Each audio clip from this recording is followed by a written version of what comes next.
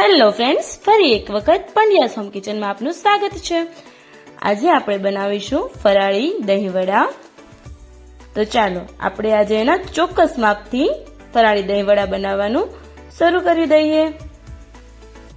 તો સૌથી પહેલા મેં અહીંયા 1 કપ સાંબો લીધો છે અને તેને 2 થી 3 વખત પાણીથી ને વ્યવસ્થિત સાફ કરી લઈશ।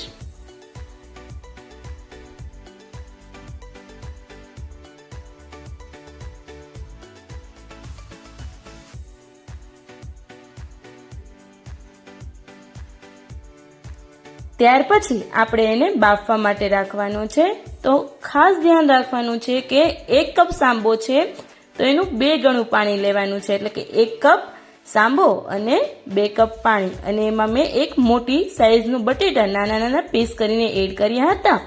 હવે તેમાં થોડું એવું મીઠું એડ કરી દઈશ અને વ્યવસ્થિત એને હલાવીને આપણે એને 3 થી 4 સીટી થાય ત્યાં સુધી બાફવા માટે મૂકી દેવાનું છે, એકદમ મીડિયમ। તો જેટલી વારમાં આપણા સાંબો અને બટેટા બફાઈ રહ્યા છે તેટલી જ વારમાં આપણે ગ્રીન ચટણી બનાવી લઈશું। એના માટે મેં અહીંયા 100 ગ્રામ જેટલી કોથમીર એડ કરી છે।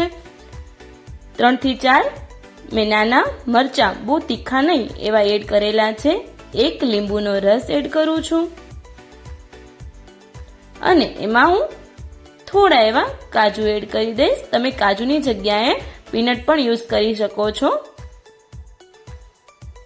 એમાં સ્વાદ અનુસાર હું મીઠું એડ કરી દઈશ અને ત્યાર પછી એમાં થોડો એવો ચાટ મસાલો એડ કરીશ। હવે થોડા એવા મરી અથવા તો મરીનો પાવડર આપણે એડ કરી દઈશું અને થોડો એવો સંચળ પાવડર અને શેકેલા જીરાનો પાવડર પણ એડ કરી દઈશ અને 4 થી 5 આઈસ ક્યુબ એડ કરીને આપણે એની અંદર થોડું એવું પાણી ઉમેરી દઈશું અને એને વ્યવસ્થિત મિક્સર ગ્રાઇન્ડરમાં ગ્રાઇન્ડ કરી લઈશું। તો આ રીતે આપણી ગ્રીન ચટણી છે તે એકદમ રેડી થઈ જશે, જેને તમે કોઈ પણ ફરાળી વાનગીમાં ખાઈ શકો છો। તો ચાલો હવે આપણે ગોળ આંબલીની મીઠી ચટણી બનાવી લઈએ। એના માટે મેં અહીંયા અડધો કપ ગોળ લીધો છે, અડધો કપ ખજૂર લીધો છે અને અડધો કપ મેં અહીંયા આંબલી લીધી છે અને એમાં થોડું એવું મીઠું એડ કરી દઈશ અને થોડી એવી કાશ્મીરી લાલ મરચું પાવડર એડ કરી દઈશ અને તેમાં હું 1 કપ પાણી એડ કરીને તેને 3 થી 4 વિસલ વાગી જશે ત્યાં સુધી બાફવા માટે રાખી દઈશ। તો આપણી ચટણી છે તે મસ્ત રીતે બફાઈ ગઈ છે। હવે ઠરી ત્યાર પછી આપણે એને મિક્સર ગ્રાઇન્ડમાં ગ્રાઇન્ડ કરી લેવાની છે। આપણી ચટણી છે તે થોડીક આપણને વધારે થીક લાગશે, તો આપણે દહીંવડામાં યુઝ કરવી છે માટે થોડું પાણી એડ કરીને આપણે એને થોડી પતલી બનાવી દઈશું અને વ્યવસ્થિત મિક્સ કરી લઈશું।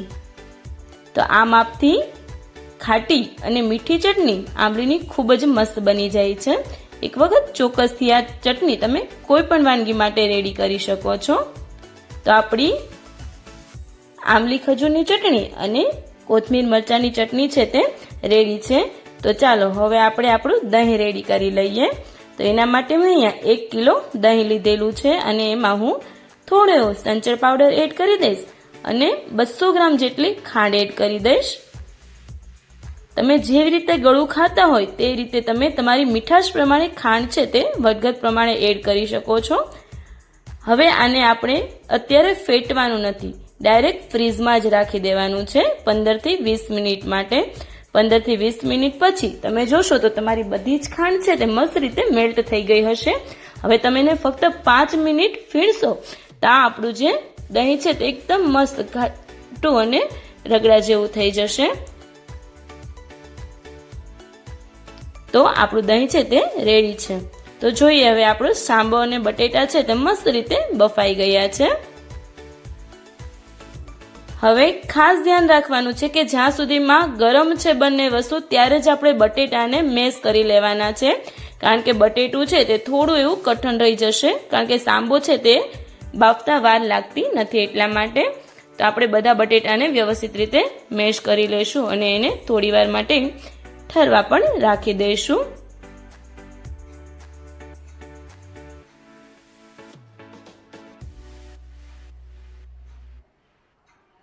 તો આ રીતે આપણા બટેટા અને સાંબો છે તે ઠરી ગયું છે. ત્યાર પછી આપણે તેમાં આદુ મરચાંની પેસ્ટ એડ કરી દઈશું, થોડા એવા કાજુ એડ કરી દઈશું અને થોડા એવા કિશમિશ. ત્યાર પછી આપણે તેમાં આખું જીરું એડ કરવાનું છે.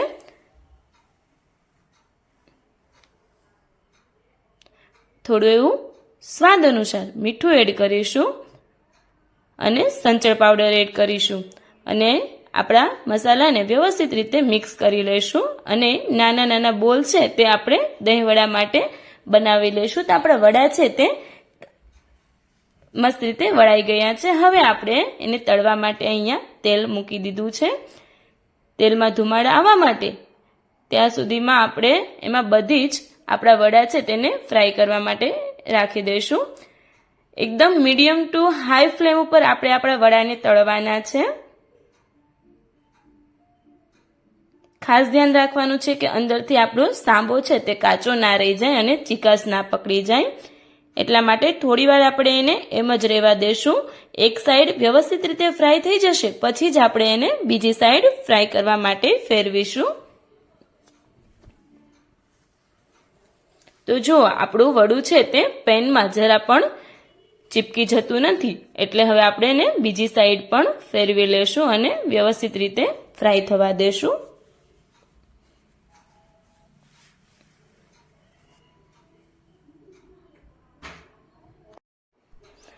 તો આપણા વડાનો કલર છે તે એકદમ બ્રાઉન કલર ઉપર થઈ ગયો છે, એટલે એકદમ ફ્રાય થઈ ગયા છે. હવે આપણે તેને એક પ્લેટમાં નીકાળી લઈશું. તો બંને વચ્ચે તમને ડિફરન્સ દેખાઈ રહ્યો છે કે ફ્રાય થયેલા અને જે ફ્રાય નથી કર્યા તે બંને કલર, આ છે તે એકદમ વ્હાઈટ ઉપર છે અને ફ્રાય કરેલા છે તે એકદમ બ્રાઉન કલર ઉપર થઈ ગયા છે. હવે આપણે એને લ્યુકવોર્મ વોટરમાં એકદમ માઇનોર લ્યુકવોર્મ વોટર કરવાનું છે. થોડું એવું જ ગરમ પાણી એડ કરવાનું છે અને વડાને તળાઈ ગયા પછી 5 મિનિટ રહેવા દેશું અને ત્યાર પછી આપણે એને પાણીમાં એડ કરવાના છે. હવે 10 થી 12 મિનિટ માટે આપણે આપણા વડાને છે તે સોક થવા માટે મૂકી દઈશું. જ્યાં સુધીમાં આપણા વડું છે તે પાણી પી લેશે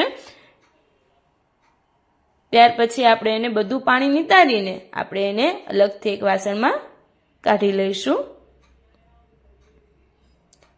બધું જ પાણી આપણે એની અંદરથી નિતારી લેવાનું છે. તો જેવી રીતે આપણે નોર્મલ અડદની દાળના કે મગની દાળના વડા કરતા હોઈએ એવી જ રીતે એકદમ આપણા ફરાળી છે વડા તે પણ ખૂબ જ સોફ્ટ થયેલા છે, જે તમે જોઈ શકો છો.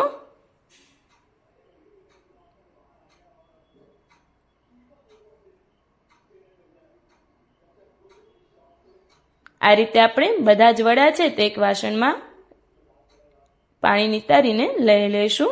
તો ચાલો હવે આપણે આપણી દહીં વડાની પ્લેટ બનાવીએ. તો એના માટે મેં અહીંયા સૌથી પહેલા પ્લેટની અંદર વડા લઈ લીધા છે.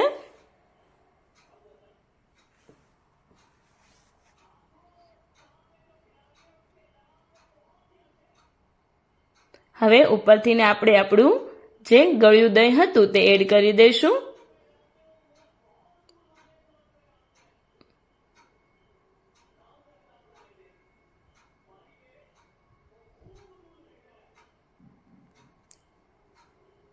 હવે આપણે આપણી ખજૂર આંબલી ગોળની ચટણી છે તે સ્વાદ અનુસાર જેવી આપને ટેસ્ટમાં પસંદ છે તે રીતે એડ કરી દઈશું અને માથેથી આપણે કોથમીર, કાજુ અને મરચાંની જે ચટણી તૈયાર કરી હતી ગ્રીન ચટણી તે પણ એડ કરી દઈશું.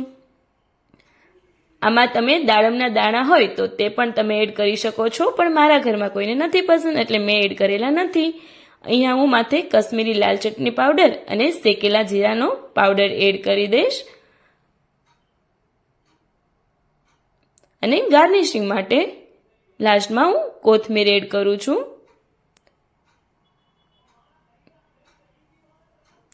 તો આપણા ફરાળી દહીં વડા છે તે એકદમ સરળ રીતથી બની ગયા છે અને એકદમ સોફ્ટ બન્યા છે.